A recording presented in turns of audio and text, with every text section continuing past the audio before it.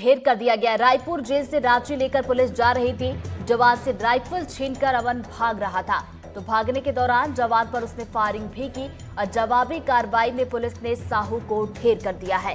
Firing में एक जवान घायल भी हुआ है, जिसे अस्पताल में भर्ती करवाया गया है और रायपुर जेल से डाल्टनगंज जेल उसे ले जाया जा रहा था और डाल्टनगंज पहुंचने से पहले ही ये मुठभेड़ हुई है।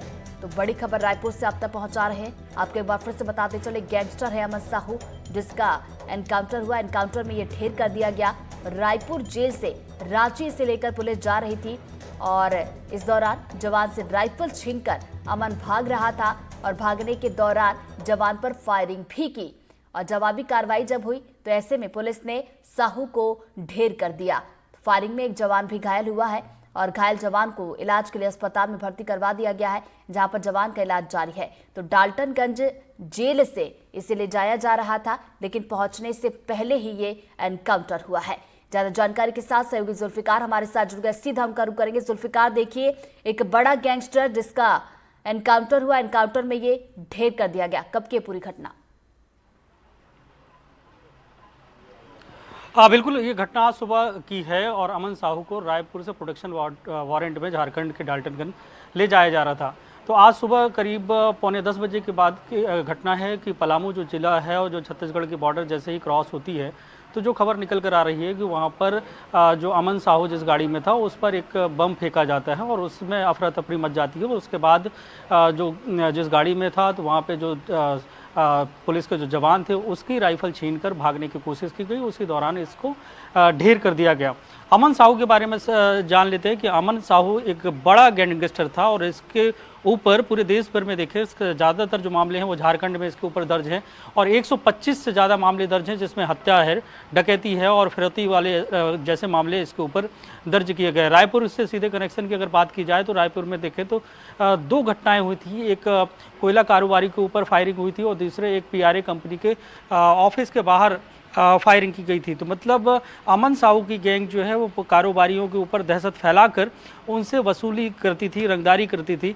और अभी जिस मामले को लेकर जो कहा जा रहा है कि अमन साहू को रायपुर जेल से प्रोटेक्शन वारंट में जो ले जाया जा रहा था, उसमें अभी हाल में ही झारखंड में एक एनटीपीसी के डीजीएम की और एक कारोबारी के ऊपर फायरिंग हुई, मारा गया और जिसकी जवाबदेही अमन साहू गैंग के लोगों ने ली है। और जब रायपुर में ये घटना हुई थी अमन साहू से जुड़े हुए, तो उसमें ये कहा जाता है कि अमन साहू एक छोटा मोटा गैंगस्टर नहीं, इसके लॉरेंस बिश्नोई से भी संबंध रहे हैं, उसकी भी इन्वेस्टिगेशन पुलिस कर रही है। लेकिन ओवरऑल अगर ऋतु देखें तो एक बड़ा गैंगस्टर जो है मारा गया है और इसमें जो बात निकल कर आ रही है, कहीं ना कहीं इसके जो गैंग के लोग हैं वो इसे छुड़ाने की कोशिश थी, तभी गाड़ी के पास जो है एक बम फेंका जाता है। ये सूचना मिली है जिसमें गाड़ी क्षतिग्रस्त होती है और उसी दौरान ये भागने की कोशिश करता है और इस दौरान पुलिस के साथ जो पुलिस की जो गन है, जो राइफल है लेकर भाग रहा था, उस पे फायरिंग दोबारा आपके पास लौटेंगे। रोकना चाहूंगी आपको, यहाँ पर हरिवंश शर्मा जी भी हमारे साथ जुड़ गए, रांची से संवाददाता। हरिवंश जी, आपके पास क्या कुछ जानकारी इस एनकाउंटर को लेकर? देखिए ऋतु, अमन साहू जो है, अमन साहू का पहले मैं बैकग्राउंड थोड़ा सा बता दूं आपको। अमन साहू झारखंड के रांची का एक छोटा सा गांव है मतवे, वहां का रहने वाला था और जिस पर छत्तीसगढ़, झारखंड, उड़ीसा समेत कई राज्यों में 150 से ज्यादा जो है वो मामले दर्ज थे। पहले वह झारखंड के सरायकेला जेल में बंद था, लेकिन वह जेल से गैंग तेजी से चला रहा था। उसके बाद छत्तीसगढ़ में कई घटना को अंजाम दिया था। उसके बाद रायपुर सेंट्रल जेल में इसको भेज दिया गया था।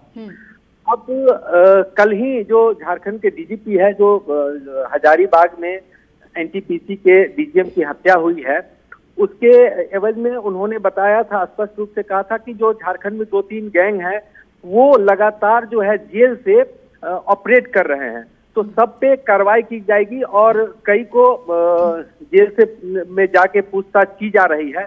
और इसी को लेके अमन साहू को रायपुर सेंट्रल जेल से निकाल के झारखंड की पुलिस जो है, एटीएस की टीम जो है वो पूछताछ के लिए लेके आ रही थी। रास्ते में बताया जा रहा है कि एम्बुलेंस खराब हुआ था और उसी बीच जो है दो चीज आ रही है सामने। अभी पुलिस के तरफ से स्पष्ट नहीं किया गया है कि एम्बुलेंस खराब होने की बात आ रही थी और दुर्घटनाग्रस्त की बात आ रही है।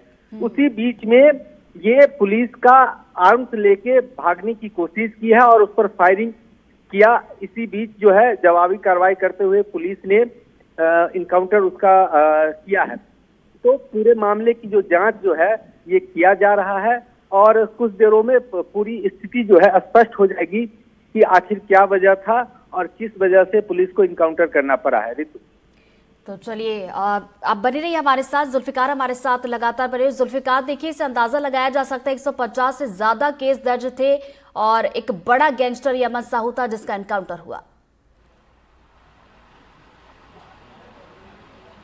बिल्कुल ऋतु, क्योंकि 150 मामले अगर किसी के ऊपर दर्ज हैं तो इससे अंदाजा लगाया जा सकता है कि वो किस तरीके से उसका खौफ था और वो अपने साम्राज्य को बढ़ाना चाह रहा था।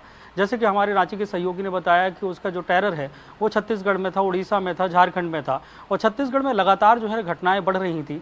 बीते दिनों देखे कि जिस तरीके से राजधानी रायपुर में फायरिंग हो जाती है, एक उद्योगपति के ऑफिस के सामने एक कार में फायरिंग होती है और इस पूरे मामले की रायपुर पुलिस जाँच कर रही थी। उसी मामले को लेकर प्रोडक्शन वारंट पे पहले रायपुर उसको लाया गया था जहां पर सेल्टर जेल में बंद था।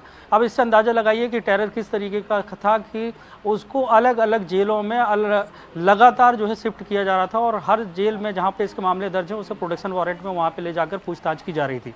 अभी जैसा कि हमारे सहयोगी ने भी बताया कि जो एनटीपीसी के डीजीएम हैं उनकी हत्या की गई, तो मतलब एक बहुत बड़ा मामला है कि अगर किसी भी सेंट्रल जो पीएसयू हैं उसके डीजीएम की अगर हत्या कर दी जाती है तो कहीं ना कहीं उनसे भी वसूली की कोशिश की गई होगी और जब पैसे नहीं दिए गए होंगे तो तब उसकी हत्या कर दी जाती है और उस पर भी अमन जो साहू है उसके लिंक निकल के आ रहे थे।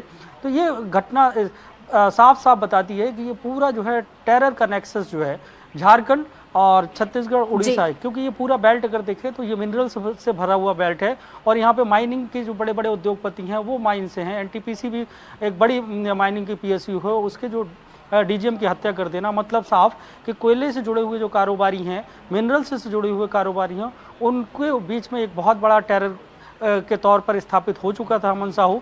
और अब जो घटना हुई है उस घटना में उसका इनकाउंटर हुआ है तो जाहिर तौर से ये साफ होता है ऋतु कि कहीं ना कहीं एक जो माइनर्स हैं, जो बड़े उद्योगपति हैं, उनके बीच में जो टेरर था, जो आतंक उसका था वो कम होगा।